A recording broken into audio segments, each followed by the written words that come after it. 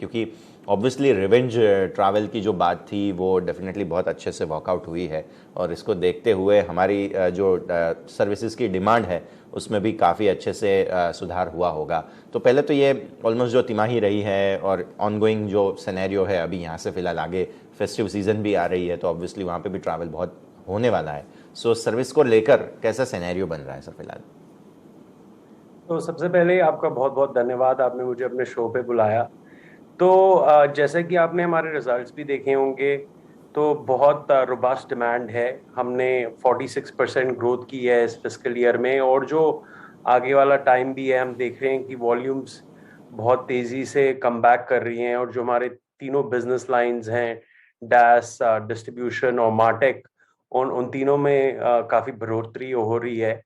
और अगर आप रन रेट बेसिस पे भी देखें तो हम अब अपने प्री कोविड रेवेन्यू से 8% आगे निकल चुके हैं, और मुझे उम्मीद है कि हम काफ़ी ग्रोथ आगे भी देखेंगे। जो हम मार्केट को गाइड कर रहे हैं कि हमारी ग्रोथ 30% प्लस होगी इस साल भी, on the back of this demand.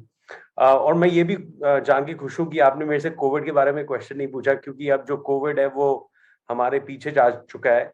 अब जो हम देख रहे हैं मैक्रो लेवल में, जो हेडविंड्स जिसकी बात हो रही है वो रिसेशन की बात हो रही है। बट अगर आप हमारा ही एक हम रिपोर्ट निकालते हैं, उसे हम पल्स रिपोर्ट कहते हैं, जिसका हम हर सिटी का, जो मेजर टूरिज्म सिटी है हर वर्ल्ड में, उसका एक डिमांड बताते हैं कि उस डिमांड उस सिटी में क्या है। हम उसे डिमांड इंडेक्स कहते हैं। तो अगर हम डिमांड इंडेक्स देखें जो टॉप 10 है out of the top 20 tourism markets, उसमें हम देख रहे हैं कि ट्रैवल डिमांड जो है वो अब 2019 लेवल से भी ज्यादा है। तो जैसा कि लोग कहते हैं कि रोटी कपड़ा और मकान एक बेसिक ह्यूमन नीड है, मैं कहता हूँ रोटी कपड़ा मकान और ट्रैवल।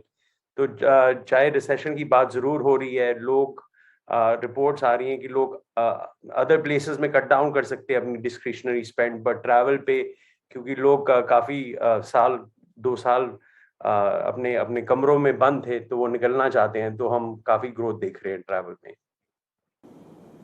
अच्छा, डेफिनेटली। अब एक अपडेट जो है वो आपके रिसेंटली हमने देखे थे कि लैटिन अमेरिका में आपका प्रेजेंस बहुत अच्छा अब होने जा रहा है, क्योंकि मेक्सिको की जो लीडिंग होटल चेन है ग्रुपो पोसादास, उनके वहाँ पर आप रिकवरी के लिए, वॉल्स्टर रिकवरी के लिए जो है डेफिनेटली हम देख रहे हैं वहाँ पे। तो इसके बारे में थोड़ा सा बताइए सर, क्या डील है, क्या क्या सर्विसेज आप देने वाले हैं, और ये कितना बड़ा अचीवमेंट रहेगा हमारे लिए लैटिन अमेरिका?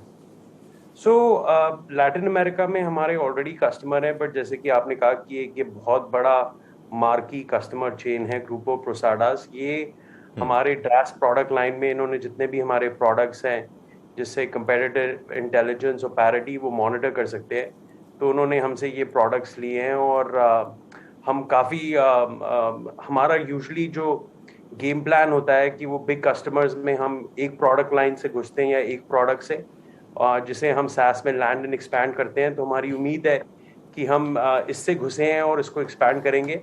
और सिमिलरली हमें काफ़ी उम्मीद है कि हमें जो लैटिन अमेरिका की बाकी चेन्स हैं, it will be a good reference point to get into others also. अच्छा, सर साथ ही साथ हम जो सिचुएशन, मतलब हम जो सेगमेंट में है बहुत इंटरेस्टिंग है। अब इसमें थोड़ा सा आईटी एस्पेक्ट से भी बात करनी पड़ेगी आपसे, और जो सिनेरियो ट्रैवल का है उससे भी बात करनी पड़ेगी। अब थोड़ा सा आईटी एस्पेक्ट्स पर आते हैं भानु सर। हम समझना चाह रहे हैं कि जो सिनेरियो अभी भारत में आईटी सिचुएशन का बन रहा है बहुत इंटरेस्टिंग है, और रुपी का जो रेगुलरली हम देख रहे हैं आज तो ऑलमोस्ट 79 तक जाता हुआ हमने देखा, मतलब काफ़ी ज़्यादा डिप्रिसिएशन हो रहा है रुपी में। इस सिचुएशन को कैसे आप देखते हैं, हमारे बिजनेस पर इसका क्या असर आता है, इसके बारे में थोड़ा समझाइए सर। जानते हैं कि हमारा majority of the revenue India से बाहर है। इनफैक्ट 65% रेवेन्यू हमारा यूएस से है, और 15 to 20% यूरोप से है। तो एक्चुअली डेप्रिशिएटिंग रुपी हमारे लिए बहुत फायदेमंद है, क्योंकि in in theory our cost goes down as a percentage of revenue, क्योंकि हमारा जो रेवेन्यू है वो ज़्यादातर डॉलर रेवेन्यू है। सो इसका भी एक पॉजिटिव इम्पैक्ट रहेगा हमारे लिए। ठीक है सर। इसका पॉजिटिव इम्पैक्ट ज़रूर से रहेगा। अब आते हैं अट्रिशन के नंबर्स पर। आपके यहाँ पर क्या सिचुएशन है, क्योंकि ये थोड़ा सा कंसर्न बन रहा है। टैलेंट एक्विजिशन एक चैलेंज बन चुका है बाकी मेजर जो खास कंपनियां हैं उनके लिए।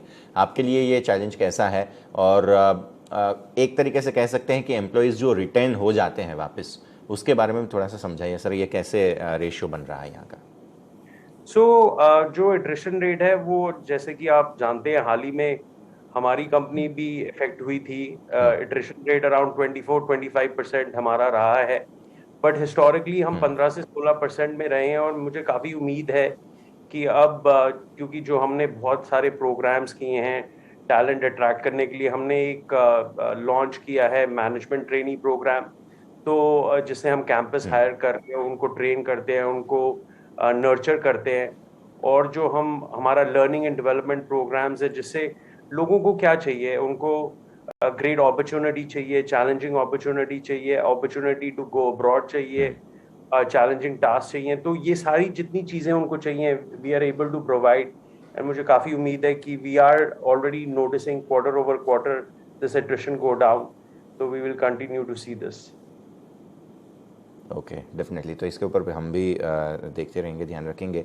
और साथ ही साथ सर, जिस तरह से बाकी सारे सेक्टर्स हैं जहाँ पर थोड़े से, आपने भी शुरुआत में अपने पहले ही आंसर में बात की कि रिसेशन की बातें, और आईटी में आइडियली इतना जल्दी रिसेशन आता नहीं है, लेकिन जो एडटेक कंपनियां हैं अपने यहाँ पर, भले ही लिस्टेड प्लेयर्स ना हो, लेकिन थोड़ा सा रिसेशन वगैरह वहाँ पर थोड़ा सा सिचुएशन ज़रूर है।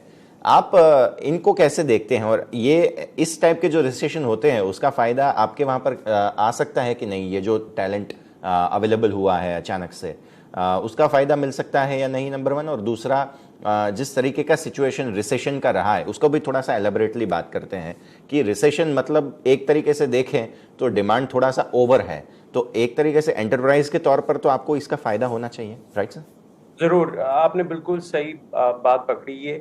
क्योंकि जो हम एक फंडामेंटल शिफ्ट हमारी इंडस्ट्री में भी देख रहे हैं, जो बाकी इंडस्ट्रीज में भी हुआ है, जो एक डिजिटल अडॉप्शन का दौर निकला है, वो ट्रैवल में भी आ गया। तो सारी कंपनियां जो मैनुअली ड्रिवन थी काफ़ी टास्क में, वो ऑटोमेट करना चाह रही हैं। और ये हमारे लिए एक बहुत बड़ा एडवांटेज पॉइंट है, क्योंकि जितने भी हमने नए प्रोडक्ट्स लॉन्च करे हैं वो AI/ML बेस्ड हैं, वो ऑटोमेट करते हैं। और जैसे कि आपने ये पढ़ा है कि अब लेबर शॉर्टेजेस भी बहुत हैं, ग्रेट रेजिग्नेशन की बात हुई है यूएस में, तो उससे भी डिजिटाइजेशन, ऑटोमेशन, टेक्नोलॉजी की बहुत नीड है। और जो आप रिसेशन की बात कर रहे हैं, तो वो कॉस्ट प्रेशर्स क्रिएट करती हैं, और कॉस्ट प्रेशर्स में भी ऑटोमेशन और डिजिटल अडॉप्शन की बहुत ज़रूरत होती है। तो मुझे काफ़ी उम्मीद है कि ये सारे जो ट्रेंड्स हैं, मैक्रो लेवल ट्रेंड्स हैं, ये हमें हेल्प करेंगे आगे आगे आने वाले टाइम में। ठीक है सर, डेफिनेटली ये बात तो ज़रूर है, इसे भी हम ध्यान में रखेंगे। और साथ ही साथ मैं समझना चाह रहा था कि अभी जो हमारे मार्जिन्स हैं, ऑब्वियसली आपने इंडिकेट भी किया और हमने भी बात भी की कि थोड़ा सा अट्रिशन ऊपर है, तो क्या हाइक्स वगैरह हैं उसको देखते हुए मार्जिन पर कोई असर है कि नहीं? और जिस तरीके से रेवेन्यूज़ स्ट्रीम हम देख रहे हैं उसको देखते हुए आने वाले वक्त में ये मार्जिन्स हम मेंटेन कर पाएंगे? जैसे कि आपने देखा कि बहुत इंटरेस्टिंग चीज़ ये भी है कि हमारी कंपनी अब लॉस मेकिंग से प्रॉफिट मेकिंग हो गई है in the new age company segment. और अब अगर हमारा प्रॉफिट मार्जिन एक्सपेंशन देखेंगे, वो 9% से 10.5% हो गया लास्ट ईयर। तो हम मार्केट को यही गाइड कर रहे हैं कि we will continue to see margin expansion by 200 to 300 basis points. तो हमें ये उम्मीद है कि इस साल भी हम मार्जिन एक्सपेंशन देखेंगे हमारे रिजल्ट्स में।